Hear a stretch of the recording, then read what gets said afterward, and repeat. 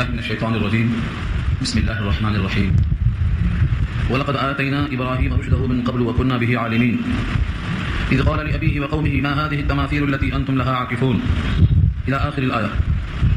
صدق الله العلي العظيم وصدق رسوله النبي الكريم ونحن على ذلك من الشاهدين والشاكرين.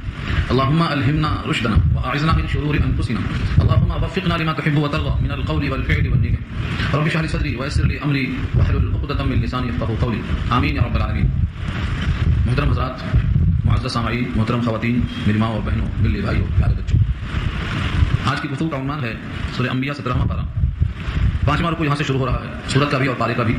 آیت نمبر 50 تک بات ہو چکی تھی. آیت نمبر 51 سے لے کر رکوع ختم تک آج کی گفتگو کا عنوان ہے. اوپر کی آیتوں سے تذکرہ چل رہا تھا کہ یہ قرآن نصیحت ہے، بابرکت ہے، اس کو ہم نے نازل کیا ہے، کیا تم اس کا انکار کرو گے؟ یہاں پر بات پوری ہو گئی تھی. اگلی بات میں تعلق یہ ہے کہ حضرت ابراہیم علیہ السلام کا تذکرہ شروع کیا کہ دیکھو ان کے ذریعے سے ماننے والوں کا نتیجہ کیا ہوا اور انکار کرنے والوں کا انجام کیا ہوا. اس لیے یہاں سے حضرت ابراہیم کا تذکرہ شروع ہو رہا ہے. یوں تو ابراہیم علیہ السلام کی پوری حیات اسوہ حسنہ میں داخل ہے. قد کانت لکم اسوۃ حسنۃ فی ابراہیم، پوری حیات نمونہ ہے. اس لیے کہیں بچپن کا تذکرہ ہے، کہیں شباب کا تذکرہ ہے. مختلف زندگی کے مختلف حالات الگ الگ بتائے گئے ہیں. ان کی زندگی کی 6 قربانیوں میں سے اہم واقعات کو اللہ نے یہاں نقل کیا. لیکن اس مقام پر خاص طور سے اس وقت کی توحید کے ماننے والوں کا اور نہ ماننے والوں کا انجام کیسا ہوا، یہ دکھانے کے لیے کفار مکہ کو یہ واقعہ سنایا جا رہا ہے. وَإِذْ قَالَ، اللہ تعالیٰ نے جب کبھی کسی واقعے کو نقل کیا ہے تو پہلے مخاطب کفار قریش ہیں، اس کو سامنے رکھ کر کے آپ آیتوں کی طرف توجہ کریں. وہ تو سارے عالم کے لوگ بالعموم سے مخاطب بنیں گے، لیکن پہلے مخاطب عرب ہیں. وَلَقَدْ آتَيْنَا، اور البتہ تحقیق دیا ہم نے ابراہیم کو، رشدہ، ان کا رشد یعنی ان کی ہدایت، ان کی نیک بختی، ان کے شان کے مناسب خوش فہمی، من قبل، اس سے پہلے یعنی حضرت موسیٰ سے پہلے. مکے والوں کو چونکہ حضرت موسیٰ کی طرف، تورات کی طرف جھکاؤ تھا یہودیوں کی وجہ سے، اس لیے فرمایا من قبل، اس سے بہت پہلے. وَكُنَّا بِهِ عَالِمِينَ، اور ہم خوب جانتے تھے. کیا جانتے تھے؟ کہ ابراہیم میں کتنی قوت ہے، کتنی صلاحیت ہے، کتنا استعداد ہے اور کتنا وہ رشد کو حاصل کر سکتے ہیں. یہ ہم خوب جانتے تھے. یعنی اللہ تعالیٰ جب کسی بندے کو کچھ عطا فرماتے ہیں تو اس کی پوری کیفیت اللہ کو معلوم ہے کہ یہ کس قدر اٹھا سکتا ہے، اس میں کتنا تاب ہے، کتنا متحمل ہو سکتا ہے. تو ہم نے حضرت ابراہیم کو اس کی شان کے مناسب خوش فہمی عطا فرمایا تھا اور ہم خوب جانتے تھے کہ وہ اس کے حامل ہیں. اذ قال لأبيه وقومه، جب کہا انہوں نے اپنے والد سے یعنی آزر سے، جس کا ذکر سورہ انعام میں آ چکا، وقومه، اور اپنے باپ کے بعد اپنی قوم سے، ما هذه التماثيل، ما هذه التماثيل، یہ مورتیاں کیا ہیں؟ ماں کے معنی کیا اور هذه معنی یہ، اور تماثیل جمع ہے تمثال کی، مورتیاں، مجسمے. دار التمثال کہتے ہیں سینما گھر کو، کبھی کبھی دار الخیال بھی کہتے ہیں. تو دار التمثال یا دار التماثیل، یہ مورتیاں کیا ہیں؟ یعنی ان کی حقیقت کیا ہے، ان کی خصوصیت کیا ہے؟ التي انتم لها عاکفون، کہ جن پر تم جمے بیٹھے ہو. انتم لہا، تم ہو ان کے لیے، عاکفون، جمے ہوئے. جس کو دیکھو ان مورتیوں پر بیٹھا ہوا ہے، کوئی ان کے سامنے ہاتھ جوڑ رہا ہے، کوئی ان کے سامنے کھانا پیش کر رہا ہے. ان تذلل کی اور عبادت کی مختلف شکلیں ان کے سامنے تم ظاہر کر رہے ہو. جب دیکھو جمے بیٹھے ہو، ان کی آخر حقیقت ہے کیا؟ یہ سوال ابراہیم علیہ السلام نے اپنے قوم سے بھی کیا، اپنے والد سے بھی کیا، اور یہ سوال آج بھی باقی ہے. یہ سوال ہم میں سے ہر ایک کو کرتے رہنا ہے تاکہ ان بتوں کی حقیقت ان پر آشکارا ہوتی رہے. یہ نتیجہ نکلتا ہے بریکٹ میں. قوم نے کیا کہا؟ قالوا وجدنا آباءنا، کہنے لگے ہم نے پایا ہے ہمارے آبا و اجداد کو، لہا عابدین، اس کی عبادت کرتے ہوئے. لہا مانے ان بتوں کے لیے، عابدین عبادت کرتے ہوئے ہم نے دیکھا ہے، ہم بھی کر رہے ہیں. یعنی اصل علت نہیں معلوم، بس عبادت کرتے ہوئے ہم نے دیکھا ہے، وہ ہم بھی کر رہے ہیں. اور ہمارے آبا و اجداد عقل مند تھے، لہذا ان کا یہ عمل عقل مندی کے خلاف نہیں ہو سکتا ہے، لہذا یہ عمل غلط نہیں ہے. ہمارے آبا و اجداد عقل مند تھے اور وہ ان کی عبادت کرتے تھے، ان کو دیکھ کر ہم بھی کر رہے ہیں، تو ایک عقل مند کا عمل وہ خراب کیسے ہو سکتا ہے؟ دنیا میں کوئی بھی انسان ہو اپنے آبا و اجداد کو بے عقل تسلیم نہیں کرتا، کوئی بھی. قرآن کریم نے کئی مقام پہ کہا ہے اولو کان آباؤہم لا یعقلون شیئا ولا یہتدون، اگرچہ ان کے باپ دادا نہ عقل رکھتے ہوں نہ ہدایت پر ہوں تب بھی فالو کریں گے ان کو. یہ قرآن کریم کا انداز بتاتا ہے کہ ہمیشہ آبا و اجداد کا ہر عمل درست ہونا لازم نہیں، کبھی کبھی ان کا عمل بے عقلی والا ہو سکتا ہے. اولو کان آباؤہم لا یعلمون شیئا ولا یہتدون، اگرچہ ان کے آبا و اجداد کچھ جانتے نہ تھے، ہدایت پر نہ تھے، تب بھی ان کو فالو کریں گے. یہ دوسرا نمبر.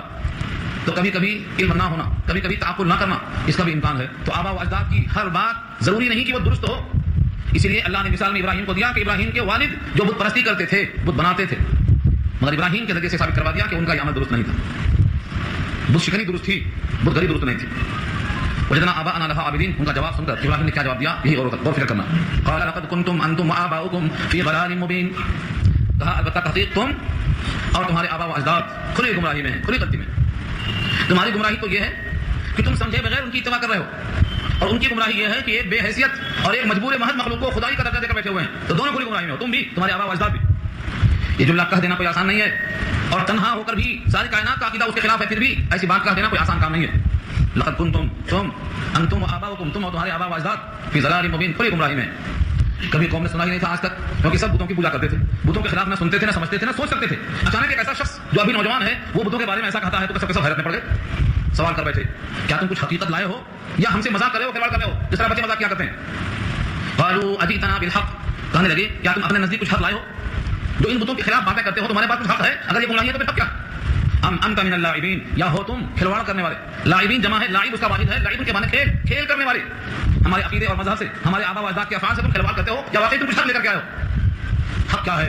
ابراہیم نے دو ٹوک لب الحج میں پیش کر دیا. قال بل ربکم رب السماوات والارض الذی فطرہن, کہا بلکہ تمہارا رب آسمان اور زمین کا رب جس نے ہم سب کو پیدا کیا ہے.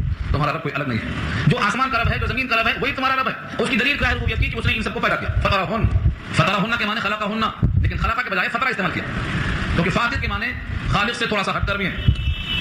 خالق کے معنی تخلیق کرنا اور فاطر کے معنی فاطر السماوات والارض, سابقہ ڈیزائن اور سابقہ نمونے اور سابقہ کسی ریکارڈ کے بغیر ان کے تمام اشیاء کو پیدا کرنا اور نئے سرے سے پیدا کرنا, اسی کو بدیع بھی کہا جاتا ہے. بدیع السماوات یعنی فاطر السماوات. اس ایک جملے میں تین باتیں ہیں. نمبر ایک, تمہارا رب کوئی الگ نہیں ہے, جو زمین کا رب ہے آسمان کا رب ہے وہی تمہارا رب ہے. رب کسے کہتے ہیں یہ سورہ فاتحہ میں آپ سن چکے ہیں, جو عدم سے وجود بخشے اور پال کر درجے کمال تک پہنچائے وہ رب ہے. تو جس نے زمین کو پیدا کیا زمین کا رب, آسمان کو پیدا کیا آسمان کا رب, اس نے تم کو پیدا کیا تمہارا بھی رب, تو تینوں کا رب ایک ہی ہے. اور اس کے رب ہونے کی دلیل کیا ہے؟ فطرہن, کہ اس نے ان سب کو پیدا کیا. معلوم یہ ہوا معبود وہی بن سکتا ہے جو خالقیت کی شان رکھتا ہو, جو مخلوق ہو وہ شان الوہیت کی نہیں رکھ سکتا. یہ یہاں ثابت کیا. تو ایک ہی جملے میں دعویٰ بھی ہے دلیل بھی ہے. اور آگے خود اپنے ایمان کا اظہار کرتے ہوئے کہہ دیا وانا علی ذلکم من الشاہدین, اور میں اس بات پر شہادت دینے والوں میں سے ہوں. تم بھی میرے ایمان کی شہادت دے دینا قیامت میں. تمہارے سامنے میں اس بات کا اعتراف کرتا ہوں کہ میں بھی شاہدین میں سے ایک ہوں. یعنی بھری محفل میں الوہیت کا اعتراف کرتا ہوں صرف اس ذات کے لیے جو زمین اور آسمان کا خالق ہے. تمہارا بھی خالق ہے, وہی میرا رب ہے اور تمہارا بھی رب وہی ہے. وَتَاللَّهِ لَأَكِيدَنَّ أَصْنَامَكُمْ بَعْدَ أَن تُوَلُّوا مُدْبِرِينَ, اور اللہ کی قسم, تاللہ جیسے واو قسم کے لیے آتا ہے, با قسم کے لیے آتا ہے, ایسے ہی تا قسم کے لیے آتا ہے. واللہ, باللہ, تاللہ, تینوں کے معنی قسم اللہ کی. یہاں قسم کھایا وَتَاللَّهِ, اور اللہ کی قسم, لَأَكِيدَنَّ, میں ضرور قید کروں گا یعنی بناؤں گا, تدبیریں کروں گا, أَصْنَامَكُمْ, تمہارے بتوں کے لیے. اسنام صنم کی جمع, بت. بت جب پتھر تراش دیا جائے تو وہ صنم بن جاتا ہے, اور جب تک تراشا نہ جائے تب تک وہ پتھر رہتا ہے. شاید نے طنز کیا ہے بتو شاباش, کیا کہنے, ترقی اس کو کہتے ہیں. نہ ترشے تھے تو پتھر تھے, تراشے تو خدا ٹھہرے. تو یہ ان کی کامیابی ہے. تو تراشے ہوئے بت کو صنم کہتے ہیں, جمع اس کی اسنام آتی ہے. فرمایا تمہارے بتوں کے ساتھ میں کوئی نہ کوئی تدبیر کروں گا, ان کی درگت کروں گا. بعد ان تولوا مدبرین, بعد اس کے کہ تم پھر پلٹا کر چلے جاؤ گے. کہاں جا رہے تھے لوگ؟ قوم کا میلہ ہوتا ہے, ہر قوم اپنے اپنے میلے کے لیے شان شوکت زیب و زینت عمدہ پوشاک خوشبو لگا کر چلی جاتی ہے. انہوں نے بھی ماں باپ کو سجایا تھا اور چلے گئے عید میں, ان کو ساتھ لے جا رہے تھے. انہوں نے کہا مجھے ساتھ لے کر مت جاؤ, میں بیمار ہوں, مجھے چھوڑ دو, کیونکہ میرا پروگرام کچھ دوسرا ہے. اس لیے کہا انی سقیم, میں بیمار ہوں. قوم نے سمجھا ہوگا کہ جسمانی بیمار ہیں, اور ان کا مقصد تھا میں روحانی بیمار ہوں. تمہاری حرکت دیکھ کے کہ پتھر کو خدا مان رہے ہو, یہ کیفیت میری قلبی بیماری کے واسطے ہے. تو قوم نے ان کو چھوڑ دیا, چلے گئے سب میلے میں. انہوں نے جملہ جو کہا تھا کہ میں تمہارے بتوں کے ساتھ کچھ نہ کچھ تدبیر کروں گا, ان کی قد بناؤں گا تمہارے فطرے پہ جانے کے بعد. یہ جملہ کہا بھی ہوگا, یا تو دل میں کہا ہوگا جیسا کہ قتادہ کہا ہے, دل میں رکھ لیا, اور اگر زور سے بھی کہا ہو تو دو چار لوگوں نے سنا ہوگا. سب لوگ کھلی سن لیتے کیونکہ پورا مجمع ہے, سب کے سب جا رہے ہیں, اس میں سے دو چار کے کان میں آواز پڑی ہوگی. یہ میں اس لیے کہتا ہوں کہ ابھی ضرورت پیش آئے گی, جب بتوں کو توڑا ہوا دیکھ تلاش کریں گے کہ بھائی کس نے ایسا کیا, تو تلاش کرنے کے بعد ابراہیم کا نام لیا جائے گا. تو ابراہیم کا نام کون لوگ گے؟ جو سنیں گے جملے کو, وہ لوگ جا کے مخبری کر دیں گے. ابراہیم نے پورا پروگرام بنا لیا, پوری قوم چلی گئی, ماں باپ قدے کو کھولا, اور جتنے بت رکھے تھے ان تمام کو توڑ دیا, ٹکڑے ٹکڑے کر دیا. فجعلہم جزازا, فجعلہم, ان کو کر ڈالا, جزاز جزم کی جمع ہے, ٹکڑے ٹکڑے کر دینا. جزاز جزم کی جمع ہے, ٹکڑے ٹکڑے کر ڈالا ان بتوں کو. الا کبیرا لہم, مگر ان کے بڑے کو چھوڑ دیا. اللہ کے معنی مگر, اور کبیرا لہم, ان میں سے ایک بڑے کو چھوڑ دیا. کیوں چھوڑ دیا؟ کیا ضرورت تھی پیش آئی؟ لعلہم الیہ یرجعون, شاید کہ وہ لوگ اسی ایک بڑے کی طرف رجوع ہو کر پوچھیں میاں تم صحیح سالم ہو, باقی ٹوٹے پھوٹے ہیں, تم بتاؤ صحیح کس نے توڑا. الیہ یرجعون کے ساتھ کیا لفظ ہے؟ لعل, اور لعل معنی شاید, اور شاید کے معنی کہتے ہیں یقیناً کے نہیں آتے ہیں, بلکہ شاید ان کی طرف پوچھیں, شاید ان کے دماغ میں بات آئے کہ یہ بڑا بت چھوٹوں کو برداشت نہیں کر سکتا, تالاب کی بڑی مچھلی کو کھا جاتی, انہیں بھی کھا گیا ہوگا. اس کو یہ بات پسند نہیں آئی کہ میرے ہوتے ہوئے لوگ دوسروں کی پوجا کریں. ابراہیم علیہ السلام نے کئی چیزوں کو چھوڑ دیا. ہو سکتا ہے ان کے ذہن میں یہ ہے کہ جب ایک بڑا بت چھوٹے بتوں کی پرستش کو برداشت نہیں کر سکتا ہے, ان کو توڑ کے پھینک دیتا ہے, تو پھر رب العالمین اپنے ساتھ ایک مخلوق کا سجدہ کیسے برداشت کریں گے؟ سمجھانے کے لیے چھوڑ دیا ہو. تو لعلہم الیہ یرجعون کا مطلب شاید ان کے دماغ میں رجوع پیدا ہو اس معاملے کی طرف کہ چھوٹے بتوں کو بڑا بت برداشت نہیں کرتا, تو خالق مخلوق کے سجدے کو کیسے برداشت کرے گا. اور یہ بھی ہو سکتا ہے شاید جو کھاوڑا تھا یا تبر تھا جسے توڑا تھا, وہ اسی کے کندھے پہ رکھ دیا تھا کہ آلے واردات اور موقع واردات دونوں کو دیکھ کر کے ان سے پوچھیں گے ہتھوڑا تیرے پاس برآمد ہوا ہے, تو ہی توڑنے والا ہے. شاید اس کو فائل سمجھیں گے اور کہیں گے ان سے پوچھ لو, جو ٹوٹے پھوٹے پڑے ہوئے ہیں ان سے پوچھیں گے کون توڑا. تو ظاہر یہ ہے کہ یہ بولنے پر قادر نہیں، تو پھر دوسرا جو بڑا بیٹا ہوا ہے یہ توڑنے پر قادر نہیں، اور جب پورے کے پورے ناقادر ہیں تو پھر ان کی قادر عبد القادر کو پوجا کروائیں گے، یہ سوال کرنا ہے ان سے۔ تو حقیقت میں نفسیاتی لحاظ سے سمجھانے کے واسطے ایک کو چھوڑ دیا، تو تین احتمال ہے، لعلہم الیہ یرجعون، شاید کہ وہ لوگ بڑے کی طرف رجوع کریں، شاید کہ لوگ اس طرف رجوع کریں کہ جو چھوٹے بولنے پر قادر نہیں ہے تو بڑا کرنے پر قادر نہیں ہے، شاید وہ لوگ ابراہیم کی طرف رجوع کریں تو ابراہیم کو بولنے کا موقع ملے گا، جب تک قوم رجوع نہیں کرے گی بولنے کا موقع نہیں ملے گا۔ تو لعلہم الیہ کی ضمیر ابراہیم کی طرف بھی جا سکتی ہے، الیہ کی ضمیر بتوں کی طرف جا سکتی ہے، الیہ کی ضمیر ان کے ذہنوں کی طرف بھی جا سکتی ہے کہ وہ سوچیں کہ ایک معبود جو بڑا تھا، پتہ نہیں مجسمے میں بڑا تھا یا مطرے میں بڑا تھا یا دونوں میں بڑا تھا، جب ایک بڑا بت چھوٹے بتوں کو برداشت نہیں کر سکتا تو خلاق اعظم ایک مخلوق کا سجدہ کیسے برداشت کریں گے؟ الیہ یرجعون، تاکہ رجوع کرنے ہو۔ قالوا من فعل هذا بآلهتنا انه لمن الظالمین، پوری قوم جب آئی میلے سے واپس آئی اور دیکھا انہوں نے تو پریشان ہو گئے، من فعل هذا، کس نے کیا یہ، کس نے کیا یہ حرکت، نامعقول حرکت کس نے کیا، بآلهتنا، ہمارے معبودوں کے ساتھ۔ دیکھیے معبود بھی آج مظلوم نظر آتے ہیں، مظلوم کیوں کہ ٹوٹے پھوٹے پڑے ہوئے ہیں، اتنے مظلوم ہیں کہ اپنے ظالم کا نام پتہ بتانے پر قادر نہیں، نشاندہی کرنے پر قادر نہیں، اور یہی مقصود تھا یہاں پر کہ ان کی بے بسی معلوم ہو جائے۔ انہو، بے شک شان ہے یہ، لمن الظالمین، کی وہ ظالموں میں سے ہے، جس نے بھی حرکت کی ہے وہ ظالموں میں سے ہے، اس کا کام اچھا نہیں ہے۔ اب جن لوگوں نے سن لیا تھا ابراہیم کی زبان سے کہ انہوں نے کہا تھا میں تدبیر کروں گا، تمہارے بتوں کے خلاف کام کروں گا، ان میں سے بعض لوگوں نے خبر پہنچا دیا، مخبری کر دیا، قالوا سمعنا، لوگوں نے کہا سنا ہے ہم نے، فتن، ایک نوجوان، فتن کے معنی نوجوان، اس میں ایک کہاں سے آیا، فتن کی تنوین سے، فتن ایک نوجوان، یذکرہم، ان کا تذکرہ کرتا تھا، ان کا چرچا کرتا تھا، چرچا اچھائی کے ساتھ نہیں برائی کے ساتھ کرتا تھا، یقال لہ ابراہیم، انہیں کہا جاتا ہے ابراہیم، ابراہیم کہا جاتا ہے۔ قالوا فاتوا به، لوگوں نے کہا بلا کر لاؤ اس کو، فاتوا به، اس کو لے کر کے آؤ، علی اعین الناس، لوگوں کی آنکھوں پر، تمام لوگوں کے روبرو لاؤ، تمام لوگوں کے سامنے لاؤ، لعلہم یشہدون، تاکہ لوگ بھی شہادت دے دیں کہ ہاں یہ مجرم ہے، یہ ہے توڑنے والا، لوگوں کے سامنے آ جائے تاکہ پوری قوم سمجھ لے کہ ہاں واقعی یہ جرم صحیح ہے، لوگ بھی گواہی دے دیں۔ ابراہیم لائے گئے، لوگوں نے سوال کیا، قالوا، پوچھا، انت فعلت هذا بآلهتنا یا ابراہیم، اے ابراہیم ہمارے بتوں کے ساتھ کیا تم نے کیا یہ سب؟ یہ بہت کٹھن معاملہ ہے، پوری قوم کے سامنے ہے، سوچو ایک شخص واحد ساری قوم کے سامنے لایا گیا، اور حقیقت یہ ہے کہ وہ بتوں کی بے بسی کو ظاہر کرنا چاہتا ہے، اگر یہ کہا دے کہ ہاں میں نے توڑا ہے تو قوم تو توڑ کے پھینک دے گی تھوڑی دیر میں، بات واضح نہیں ہوگی۔ تو یہاں جو اصل مقصد تھا اللہ کے راستے میں مارا جانا کوئی خاص بات نہیں ہے، لیکن جو مقصد تھا کہ بتوں کی بے بسی اور بے قدری ثابت ہو جائے اس کا موقع نہیں ملتا تھا، اسی لیے انہوں نے اس رخ کو پلٹا دیا، اور یہاں انہوں نے اسناد مجازی سے کام لیا، توریہ کیا۔ توریہ کیا ہے؟ کسی چور کو پکڑ کے اس کا ہاتھ کاٹ دیا گیا، اب کوئی یہ کہے کہ ہم نے تیرا ہاتھ نہیں کاٹا، تیرے برے عمل، تیرے برے کرتوت، تیرے چوری والے کام نے تیرا ہاتھ کٹوایا، تو مطلب کیا ہوا، میں تو چوری کرتا نا تیرے ہاتھ کاٹ جاتا۔ ابراہیم نے یہاں پر اپنا نفی کرنے کے بجائے یہ بڑا بت جو رکھا ہوا ہے اس کی طرف اشارہ کرتے ہوئے کہا کہ تم اس سے کیوں نہیں پوچھ سکتے ہو، اگر یہ بول سکتے ہیں کیونکہ اس کے پاس آلہ برآمد ہوا، موقع واردات کی صحیح سلامت موجود ہے، بقیہ سب ٹوٹے ہوئے ہیں، تو جو صحیح سالم ہے فرض کر لو اس نے توڑا ہوگا اور سب ٹوٹ گئے ہیں، اس سے پوچھو، اس سے پوچھو کہ اس نے توڑا ہے یا نہیں توڑا۔ مقصد یہ تھا کہ قوم ان کی طرف رجوع ہوگی تو کہے گی یہ تو کرنے پر قادر نہیں، اور جو ٹوٹے ہوئے ہیں وہ بولنے پر قادر نہیں، تو دونوں کے دونوں عاجز ہو گئے، اور جو عاجز ہو وہ خدا کیسے ہو سکتا ہے، یہ سمجھانا مقصد تھا۔ اس کو جھوٹ نہیں کہیں گے، اس کو توریہ کہیں گے، اس کا نام اسناد مجازی ہے، لیکن حدیث میں اس کو ابراہیم کی طرف لفظ کذب کہہ کر نسبت کی گئی ہے کہ ابراہیم نے 3 جھوٹ بولے، 3 کذب، 2 اللہ کے لیے اور ایک اپنی ذات کے لیے، انی سقیم، میں بیمار ہوں، یہ ایک جھوٹ ہے، دوسرا یہ کہ خود توڑنے کے بعد کہا دیا کہ اس بڑے نے توڑ دیا، دوسرا جھوٹ، اور تیسرا کیا ہے کہ اپنی بیوی سارہ کو بجائے بیوی کہنے کے بہن کہا۔ ایک بادشاہ تھا، جب آگ سے نکل کر جانے لگے ملک عراق کو چھوڑ کر شام کی طرف، تو راستے میں ایک ظالم بادشاہ تھا، اگر وہ کسی کی بیوی کے ساتھ کسی عورت کو دیکھتا تو اس کو پکڑ لیتا، اسے غلط کام کرتا، اور اگر معلوم ہو جائے کہ ساتھ میں اس کا باپ ہے یا بھائی ہے تو چھوڑ دیتا۔ اپنی عظمت اور عزت کو بچانے کے لیے اس بادشاہ سے تنہا مقابلہ تو نہیں کر سکتے تھے، اس لیے کہا دیا کہ دیکھو زمین اور آسمان پر ہم تم دونوں ایمانی بھائی بہن ہیں، ایمان کا رشتہ بہت مضبوط ہوتا ہے، میں نے ان سے بھائی ہی کا رشتہ کہا ہے، تم سے پوچھے تم بھی بھائی ہی کہنا، یہ توریہ ہے عصمت و عزت کو بچانے کے لیے۔ یہ 3 کو لفظ کذب استعمال کیا گیا ہے۔ بعض لوگوں نے اس حدیث کا ہی انکار کر دیا ہے کہ ابراہیم جیسے پیغمبر کو ہم جھوٹ کی طرف منسوب نہیں کر سکتے، وہ حدیث ہی کا انکار کر دیا ہے، یہ گمراہی ہے، حدیث کا انکار ایسا نہیں کر سکتے۔ حدیث کا انکار کرنے کے لیے کچھ شرائط ہیں، جو حدیث سند کے ساتھ متواتر موجود ہے اس کا انکار کیا جانا ناممکن ہے، لیکن یہاں پر کذب ایسا ہے، جیسے سورۃ طٰہٰ میں ابھی گزرا، حضرت آدم ان کی لفظ جو اجتہادی تھی انہیں کیا کہا، وعصى آدم ربہ فغوى، تو لفظ عصا اور لفظ غوا استعمال کیا اللہ نے، حالانکہ یہ نسیان تھا، خود بھول چوک تھی، گناہ کرنے کا پختہ ارادہ نہیں تھا، لیکن بڑوں سے جب چوک ہو جاتی ہے تو اللہ اس کے لیے لفظ عصا اور غوا استعمال کرتے ہیں، بڑوں کی پکڑ سختی کے ساتھ ہوتی ہے۔ اسی اصول پر یہاں بھی اللہ تعالیٰ نے اس توریہ کو جو کہ حقیقت میں اسناد مجازی ہے لیکن لفظ کذب تعبیر کر دیا ہے، حقیقی کذب نہیں ہے یہ، کیوں؟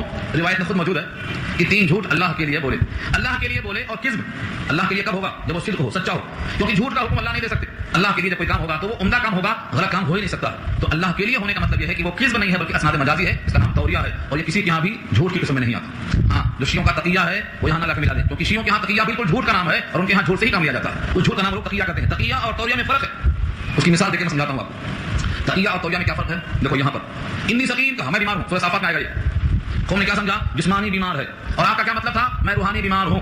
تو ایک کلام ہے، مخاطب نے ایک معنی سمجھا اور بولنے والے نے ایک معنی سمجھا، اس کا نام تولیہ ہے، اس کا نام اسناد مجازی ہے، یہ بالکل درست ہے۔ ٹھیک یہاں بھی قوم نے سمجھا کہ ابراہیم نے یہ کہا کہ بڑے بت نے توڑا ہے، توڑنے والا یہ بت ہے، گویا اس میں توڑنے کی فاعلیت کی صلاحیت ہے اس میں، اور جن کو توڑا ہے ان میں بولنے کی صلاحیت ہے، ذرا ان سے پوچھ لو اور انہوں نے ایسا کیوں کیا، ان سے معلوم کر لو۔ تو ان کی طرف نسبت کیا ہے؟ مجازی نسبت ہے۔ اگر یہ بت بڑا نہ بنتا، اپنے آپ کو خدا نہ کہلواتا، تو میں ان کو توڑنے کی ضرورت نہیں کرتا، اس کا بڑا پن مجھ کو مجبور کر رہا تھا توڑنے کے لیے۔ یہ ہے اسناد مجازی۔ تیسرا واقعہ عصمت اور عفت کا تھا۔ اللہ نے خود حکم دیا ہے کہ کبھی کبھی ایسے موقع پر تولیہ کیا جا سکتا ہے، یعنی اس نے جب سمجھا بہن تو حقیقی بہن سمجھا، اور مطلب یہ تھا کہ میں ایمانی بھائی بہن ہوں، اور ایمان کے اعتبار سے بھائی بہن ہونا قرآن کریم کی آیت موجود ہے کہ مومن مومن کا بھائی ہے۔ جب مومن مومن کا بھائی ہے تو ایک مومنہ مومن کی بہن ہے، انما المؤمنون اخوہ، قرآن کی آیت موجود ہے۔ تو اس طرح سے اسلام تولیہ ہے، اسناد مجازی ہے، لیکن کس کا اطلاق کیا ہے؟ بڑے اونچا مقام ہونے کی وجہ سے۔ لفظوں کے ساتھ پھر دیکھیں، قال بل فعله كبيرهم هذا فاسألوهم إن كانوا ينطقون۔ قال بل فعله، کہا بلکہ کیا ہے اس کو، میں نے نہیں کیا ہے، یہ نہیں کہا میں نے نہیں کیا ہے، یہ جملہ ہے نہیں، بلکہ اس کو کیا ہے کبیرهم هذا، اس کے بڑے نے، اس نے، فاسألوهم، ان سے پوچھو، ان كانوا ينطقون، اگر یہ بول سکتے ہیں تو ان سے پوچھ لو۔ پوچھنا کسے ہے؟ جو ٹوٹے پھوٹے پڑے ہوئے ہیں، جو کس نے توڑا، اور جس کے پاس تھوڑا ہے اس میں توڑنے کی صلاحیت ہے کیا، ان سے پوچھ لو۔ پوری قوم نے سوچا اور اپنے آپ میں لوٹ کر رجوع کیا۔ کہاں لوٹے؟ فرجعوا الى انفسهم، وہ لوگ اپنے جی میں سوچنے لگے، رجعوا الى انفسهم، اپنے جی کی طرف لوٹے، یعنی خود سوچنے پہ مجبور ہو گئے۔ فقالوا، اور کہنے لگے اپنے آپ سے، انکم انتم الظالمون، بے شک تم لوگ ہی ہو ظالم۔ کیسے آج اس کو معبود سمجھتے ہو جو بول نہیں سکتا، جو بتا نہ سکتا ہو کہ کس نے توڑ دیا، تم ایسے کو معبود سمجھتے ہو؟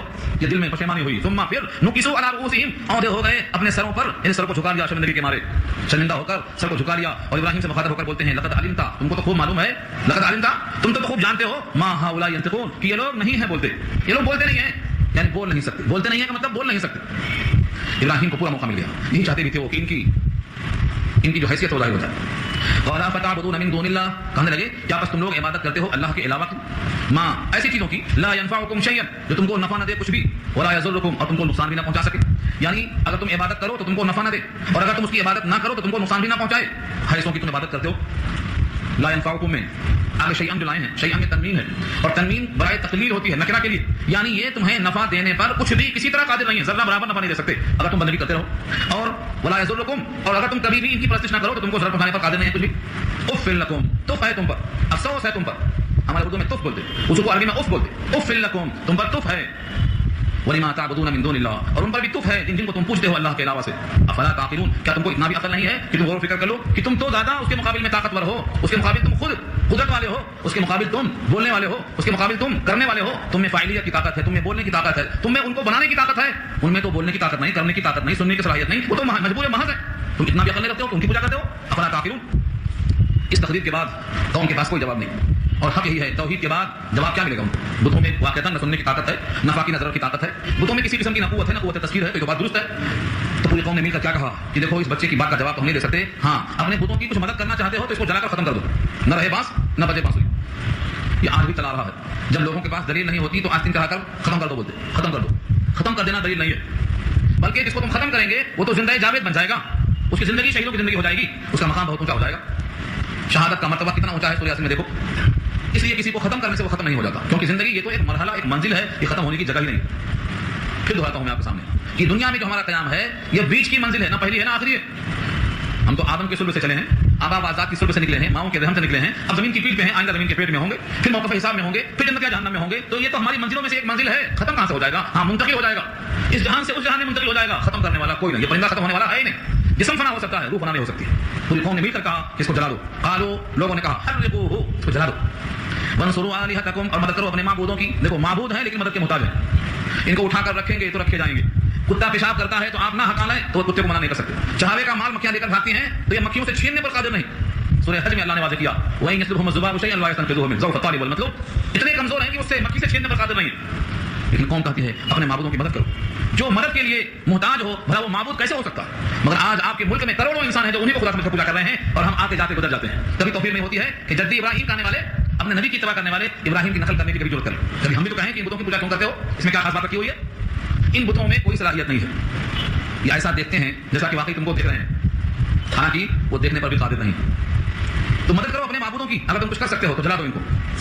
قوم نے جلانے کے لیے، حدیثوں میں تو بہت لمبی تفصیل آئی ہے، پوری قوم نے پورا ہفتہ، پورا مہینہ لکڑیاں جمع کی، اور بعض لوگ تو منت مانتے تھے میرا یہ کام ہو گیا تو ابراہیم کے لیے لکڑیاں جلانے میں اتنا کام اتنا پیسہ اتنا لکڑی جلاؤں گی. منتیں مان رہے ہیں, ہفتوں تک لکڑیوں کو جلاتے رہے, دھونکتے رہے, یہاں تک کہ اس کی آگ اتنا اوپر چلی گئی کہ اوپر سے کوئی پرندہ اڑ نہیں سکتا.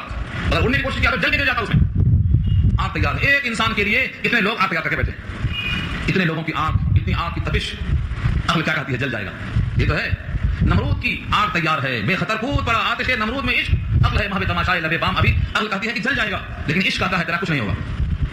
ایسے موقع پر جبریل حاضر ہوتے ہیں اور کہتے ہیں ابراہیم کیا کچھ کام ہے میرے لائق, کوئی خدمت ہے؟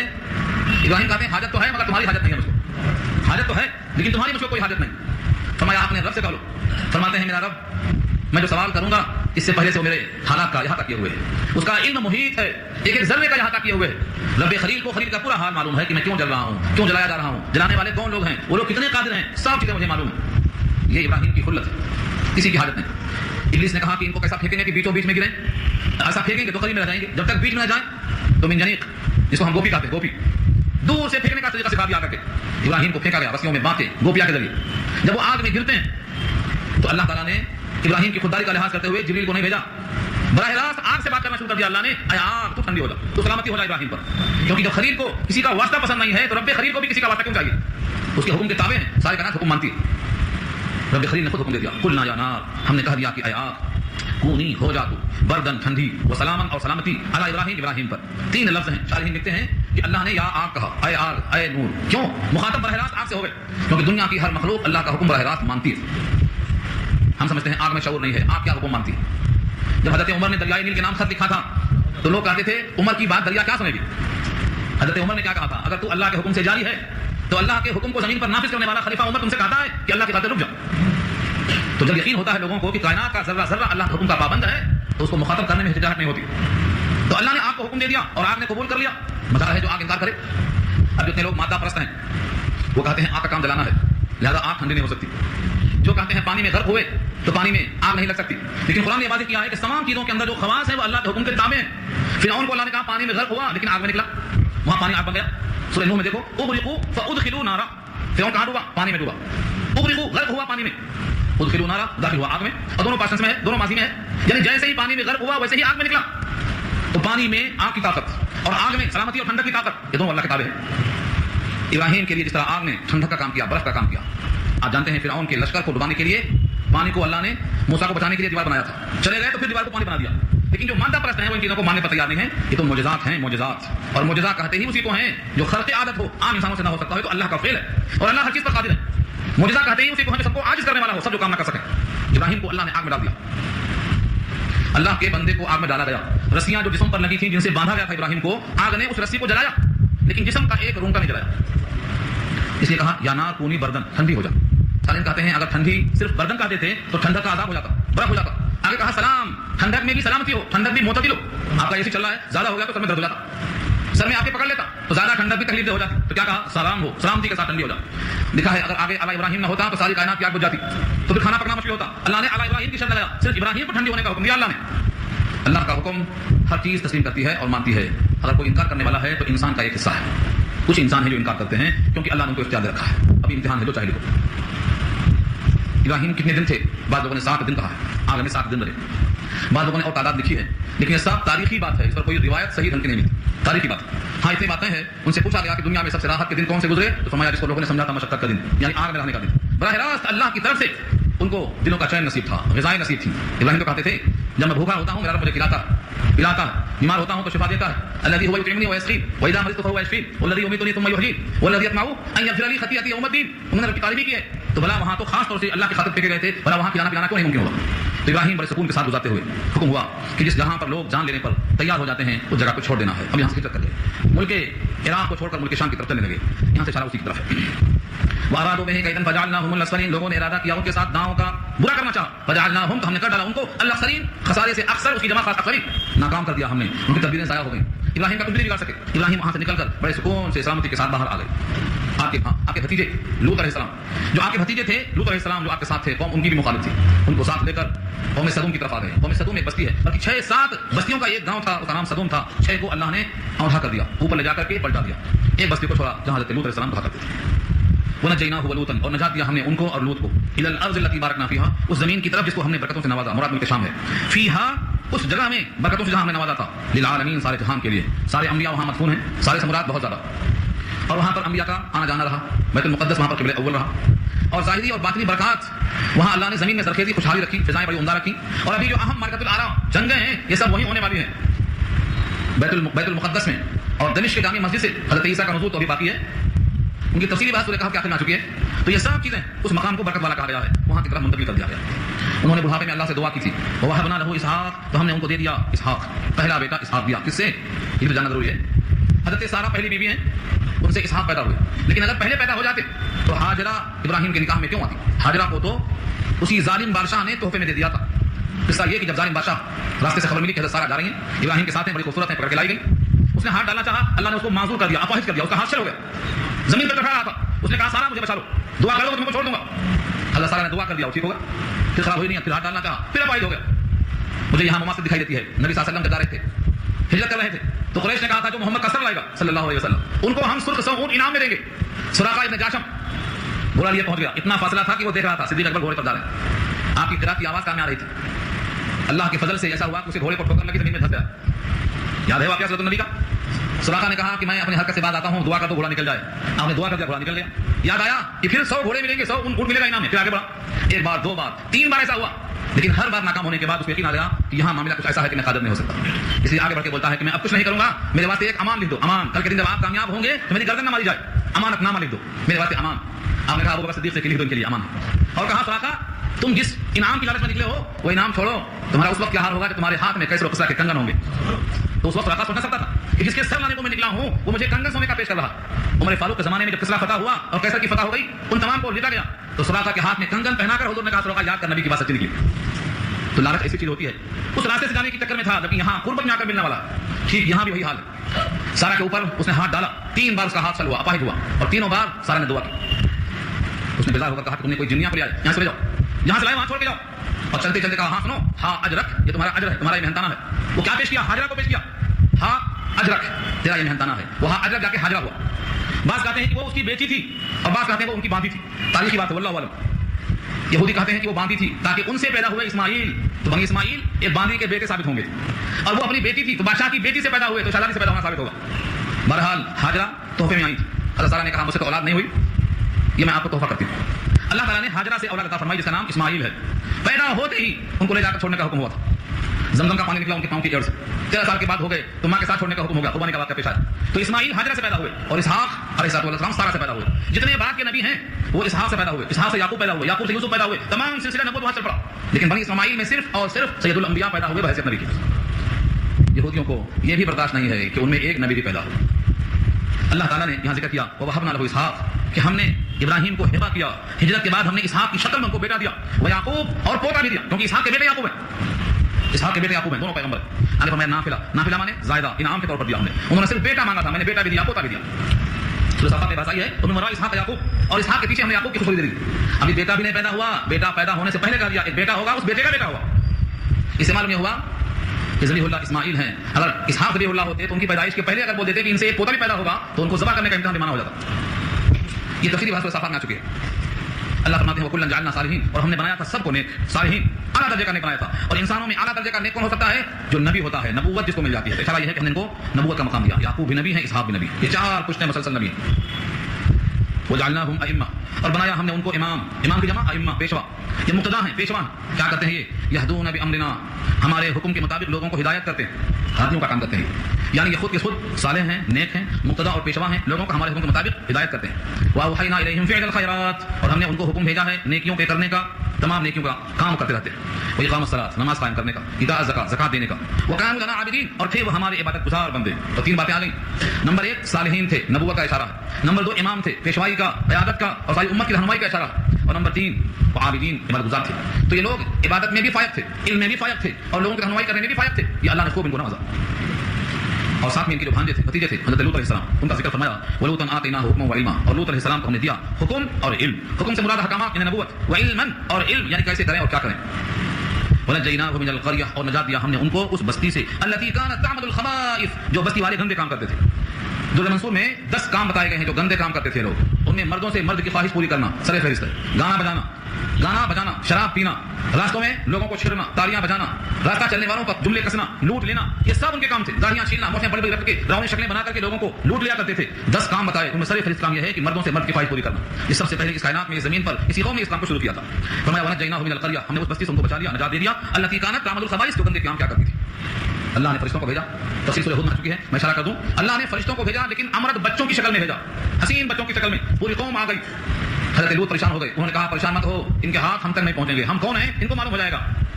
جیسے وہ قریب پہنچے انہوں نے صرف ہاتھ پھیر دیا، پورے اندھے ہو گئے. کیونکہ فرشتے ہیں یہ.